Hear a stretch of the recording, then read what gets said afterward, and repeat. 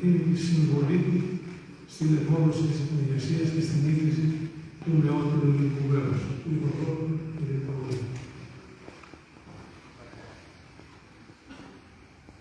Κύριε Πρόεδρε, ευχαριστώ θερμός για την μεταφυσική δημιουργική να εκπροσωπήσω σήμερα την Ακαδημία Αθηνών σε αυτή τη σεπτή εκδήλωση στη μνήμη των αγωνιστών του 2021 με ελέγχιστο εκπρόσωπο, εγκληματικό εκπρόσωπο, παραγράφει τον πρόεδρο Κολοκοτρώνη. Και θέλω να τιμήσω με την εδώ παρουσία μου και με την ομιλία μου. Στο λίγο χρόνο που έχω, τους απογόνους, αυτούς που κρατούν μέσα από τον πατριωτικό μου, καθώς και την οικογένεια στα Συνόπουλου, γιατί χωρίς αυτήν τα υλικά μέσα δεν θα υπήρχε. Για να μπορέσουμε να κρατήσουμε άσβεστη τη μνήμη των προγόνων. Γιατί σας ευχαριστώ πολύ περισσότερο επειδή όλο αυτό το κάνετε όχι για τους προγόνους σας, αλλά για τους προγόνους μας, προγόνους όλων, για να μείνουν προγόνοι όλων μας. Και να μπορέσουμε, τιμώντας τη μνήμη τους, να αφήσουμε πίσω την έπαρξη ότι αφού τιμήσαμε τα 200 χρόνια της εθνικασίας, από εκεί και πέρα το χρέος μας τελείωσε.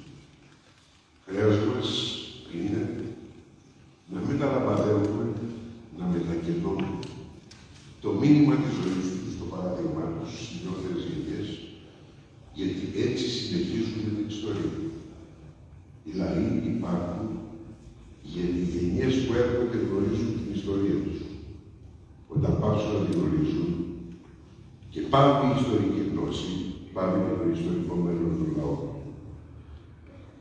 Ανέλαβα να μιλήσω για τον Θεόδωρο Κολοκοτρώνη, η δουλειά μου υπάρχει σε ένα πραγματικά καλέσιο φυλάδιο, το οποίο εκτύπωσε ο όπλος. Ξεκινώ από μια βασική παρατήρηση που δεν είναι δική μου, αλλά είναι σήμερα κοινός τόπος του κοινής συζήτηση. Οι δύο μεγάλες προσωπικότητες της εθνικασίας ήταν ο Θεόδωρος Κολοκοτρώνης και ο Ιωάννης Καποδίστριας, δίχως να υποτιμώ την ιστορική προσφορά όλων των υπολείπων, χωρίς τους οποίους ο ένας ο άλλος θα βοήθησε να είχαν φτάσει εκεί που έφτασε. Δίχως τον Θεόδωρο Κολοκοτρώνη δεν θα υπήρχε η ευόδοση της εθνικασίας του 1800. Δίχως τον Ιωάννη Καποδίστρια δεν θα είχαμε το πρωτόκολλο του Λονδίνου του 1830, το νεότερο ελληνικό κράτος, ποιος θέλει το πρωτόκολλο. Και λένε βέβαια, δεν θα είχε ποτέ τα σύνορα τα οποία απέκτησε τότε. Τώρα μας φαίνονται μικρά. Αν άλλωστε κανείς το επίτευγμα του Ιωάννη Καποδίστρια με συμπαρατάει το Θεόδωρο Κολοκοτρώνη τότε, αντιλαμβάνεται ποιο ήταν το μέγεθος του προσφοράς του. Μένω στον Κολοκοτρώνη φυσικά. Σε αυτόν τον ιστορικό ιανό της ελληνικής παράδοσης, και μιλώ για ιστορικό ιανό, γιατί έχουμε συνηθίσει να βλέπουμε τον Θεόδωρο Κολοκοτρώνη ιστορικός ως πολέμο, εθνεγέτη. Αυτή είναι μία πλευρά, η πιο σημαντική σίγουρα, αλλά υπάρχει και η άλλη. Εκείνου του ανθρώπου, ο οποίος δεν μπορεί να αναμειχθεί με την πολιτική, γιατί δεν μπορεί να δει κανείς για ανάμειξη του Κολοκοτρώνη στην ενεργό πολιτική με τα σημερινά δεδομένα τουλάχιστον. Αλλά εκείνου ο οποίος με τη σοφροσύνη του συμπαραστάθηκε στον Ιωάννη Καποδίστρια σε κρίσιμες στιγμές. Αυτό είναι το μεγαλύτερο πολιτικό, ας το πω έτσι, που την ευρεία του είναι επίτευγμα του Θεόδωρου Κολοκοτρώνη. Και δεν είναι λίγο. Αν είχε μετάσει στην πολιτική ενεργά, δεν ξέρω πώς θα μπορούσε να είχε βοηθήσει τόσο εγκλητελώς τον Ιωάννη Καποδίστρια, όσο το έκανε στην πορεία. Το τόνισε και ο κ. Σταθόπουλος, το τόνισε ο κ. Πρόεδρος, ότι ο Κολοκοτρώνης, αναφεσοίτητα, υπήρξε μια στρατιωτική πολεμική ιδιοφυΐα. Και μετράνε τα λόγια μου σε αυτούς τους δύο όρους. Ιδιοφυΐα, διότι μέσα του, εκτός από ένας μεγάλος πολέμαρχος, όπως είπαμε, ήταν ένας στρατηγός, ο οποίος ήξερε πώς να πολεμάει. Η γενναιότητα, ξέρετε, δεν αρχίζει στους πολέμους και ιδίως στους δύσκολους πολέμους, όπως ήταν η εθνικασία, από μόνο της γενναιότητας ένα αποτέλεσμα. Σε καταξιώνει ιστορικά. Αλλά το αποτέλεσμα των πράξεών σου δεν μετρέται μόνο με την γενναιότητα. Είναι και το αποτέλεσμα. Έτσι είναι η ιστορία. Και ο Κολοκοτρώνης ήταν εκτός από ήρωας, λέγαμε στο ιστορικό του έπος, ένας στρατηγός. Ένας στρατηγός ο οποίος ήξερε να πολεμάει με λίγους αποφασισμένους ανθρώπους ένα μεγάλο στράτευμα. Ένα μεγάλο στράτευμα το οποίο κρατούσε επί 4 αιώνες στην Ελλάδα υπόθεση, τον Οθωμανικό κόσμο. Ο Κολοκοτρώνης ήξερε να πολεμάει γιατί είχε δύο βασικά χαρακτηριστικά σε ό,τι αφορά την πολεμική θεωρητική του βιβλία. Το πρώτο, γνώρισε καλά τι θα πει πολιορκία. Το δεύτερο, γνώρισε πολύ καλά τι θα πει κρευτοπόλεμος και πότε έπρεπε να χρησιμοποιήσει το ένα και πότε το άλλο.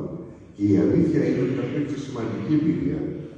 Όντας ταγματάρχης, γιατί το γνωρίζετε, ιδίως και ακόμα, ήταν ταγματάρχης του ελληνικού τμήματος του αγγλικού στρατού πριν κατέληξε την Επανάσταση μετά την Εθνικασία. Όντας δε τότε ο ίδιος μέλος της φιλικής εταιρείας.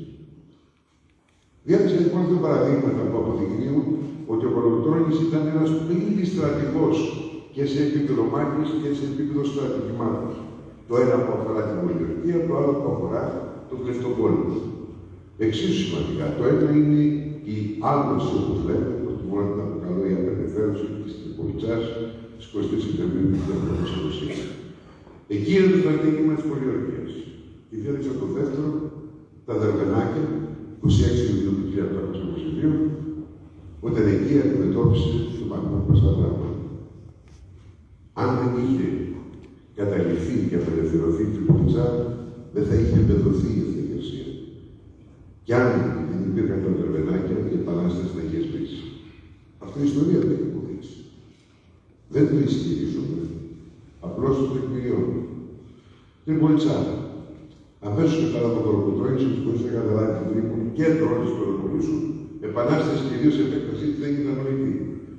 Τότε ορισμένοι πίστευαν ότι αν καταλάβαναν έτσι χωρίς κάποια στρατηγικό σχεδιασμό διάφορα μέρη, αυτό αρκούσε. Ο Κολοκοτρώνης κατάλαβε ότι έπρεπε να ξεκινήσει με την Τριπολιτσά, αλλά την Τριπολιτσά δεν την κατακτάς παρά το γεγονός ότι δεν ήταν τόσο μεγάλη στην δυνάμει στην εποχή εκείνη και τόσο έντονη ο πλευράς του Οθωμανών.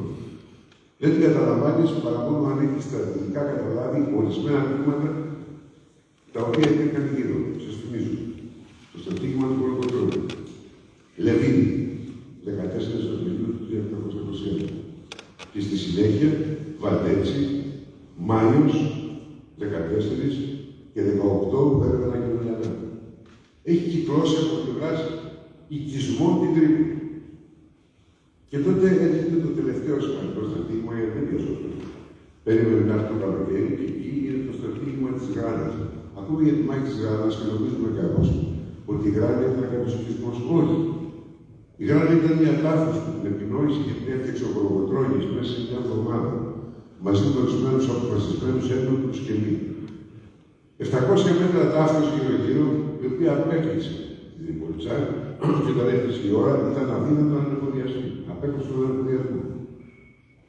Και τότε έγινε η επέμβαση η οποία κατέληξε στην 23 Σεπτεμβρίου του 1921 στην απελευθέρωση της Τριπολιτσάς και βεβαίως κατά την απελευθέρωσή της έμεινε για πάντα το κέντρο της εθνικασίας μέχρι το τέλος του αγώνα, τουλάχιστον σε ό,τι αφορά την Πελοπόννησο. Δύο λέξεις μόνο για αυτή τη μεγάλη παρανόηση της ιστορίας μας. Στήθηκε πολύ εύκολα στην Τριπολιτσά. Πολύ εύκολα. Και οπωσδήποτε άλλο. Αλλά να θυμόμαστε κάτι σε όλους εκείνους και ιδίως γιατί να δίνουμε τις απαντήσεις. Το είδαμε και πρόσφατα. Να έρχεται η Τουρκία, η χώρα των γενοκτονιών. Τόσων γενοκτονιών και δύο τουλάχιστον σε ό,τι αφορά τον ελληνικό κόσμο. Τη Μικρά Ασία και τον Πόντο. Και να προσπαθεί να εξηγήσει την αιματοχυσία της Τριπολιτσάς υπό όρους.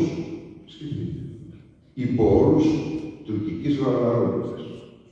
Βαρβαρότητας που τον τονίζω και ευχαριστώ τον κύριο Σοφρόπουλο για τις ατέλειπτες συζητήσεις που έχουν αρέσει στις τάβλες που επισήμανε πάντα το κίνδυνο εμείς οι Έλληνες να ταυτίζουμε τις ηγεσίες οι οποίες γενοκτονούν με τον τουρκικό λαό όπως το θύμα των ηγεσιών αυτών και δεν βάζουν μέσα τον τουρκικό λαό αλλά τις ηγεσίες. Άφρονες ηγεσίες σαν και αυτές που και σήμερα υπάρχουν δυστυχώς στην Τουρκία. Και τις έχω αντιμετωπίσει προσωπικά σήμερα. Ναι, γίνεται πολύ απαλαγή. Ήταν πρώτον, δεν προκλήθηκε από τον Κολοκοτρώνη και του πολέμου του ΣΑΙΣ. Προσπάθησαν να το αποτρέψουν. Είχαν ειδοποιήσει του Τούρκου να παραδοθούν. Δεν το έκαναν. Και ήταν η απάντησή του ήταν μία πέρα του Έλληνε. Και ύστερα, δεν θα μιλήσω για του Έλληνε ιστορικού που εξήγησαν τι συνέβη τότε σε ένα λόγο. 4 ολόκληρου αιώνε έφτασε κάτω από το δωματικό ζυγό. Πώς άλλοι στην αντιδράση. Τι θα περίμενε κανεί στην ιστορία. Παίρνουμε ένα μεγάλο ιστορικό περιοδικό, το Μαξίμο Ελληνικό, που συγγράψει ένα από τα πρώτα βιβλία για την Ελληνική Επανάσταση, το Μεβάσιο Λαγκρές, το 1824. Αρχικά ήταν αντίθετο στου ίδιου θέμα τη Πολιτεία, ήταν πολύ επιλεκτικό για να επενδύξει αυτό το βιβλίο, να πει τη μεγάλη κουβέντα περιγράφοντα την Πολιτεία και δικαιολογώντα από του Έλληνε. Για να αποφύγουν την άβυση τη δουλειά τόσων αιώνων, οι Έλληνε δεν μπορούσαν να λειτουργήσουν ούτε με συμβιβασμούς, ούτε με θαύματα, αλλά με έναν μόνο τρόπο, με πολύ θάρρος. Έρχομαι στο Τροπενάκι. Είναι γνωστό ότι το 1922 όταν η ψυχική βλέπει ότι φουντώνει η Επανάσταση, παρά τα ιστορικά προβλήματα που είχαμε, από εκεί και πέρα στέλνει το Μαχμούντ Πασαντράκη με ένα ασκήρι 30.000, 24.000 μάχη με 7.000 ήταν εκείνοι οι οποίοι ήταν, θα λέγαμε, βοηθητικό, αλλά και αυτό αξιόμενο. Ήρθαν στην Πελοπόννησο, πέρασαν τον Κόρινθο, κατέλαβαν αμαχητή τον Ακροκόρινθο, διέρεσαν την Στενοκόπη στην Αργολίδα και έφτασαν γύρω στο τέλος Ιουνίου του 1922 στο Άρος. Ο Κολοκοτρώνης εκεί αντιλήφθηκε ότι ήταν αδύνατο να κάνει κάτι την Κούτσα. Δεν μπορούσε να επέμβει με τον ίδιο τρόπο και να απολυωτήσει το άλλο. Θα ήταν παιδιά. Και το κυριότερο, πολύ μεγαλύτερο στρατό που συγκρατήρε ακριβώς για να πολεμήσει. Και τότε εκεί φάνηκε η ιδιοφυΐα του. Σκέφτηκε ότι δεν υπήρχε άλλος τρόπος παρά να παρασύρει το Μαχμούντ Πασαντράκη σε ένα κλειστό πόλεμο, ο οποίος θα γινόταν με τους όρους των Ελλήνων. Και πρώτα απ' όλα το καλοκαίρι δεν είχε βρέξει. Ήταν μια ανομαλία πρωτοφανής. Το Άργος δεν είχε νερό. Ο Κολοκοτρώνης έκαψε γύρω-γύρω ό,τι υπήρχε από Σπαρτά και άλλα. Έκαψε και την περιοχή των Αροκάβων, εξού και το όνομα, όπως ξέρετε, τουλάχιστον κάτι την ορθότερη επιλογή. Έκανε χρόνο ο Δράμονης γιατί μου διορκούσε μέσα ο ίδιος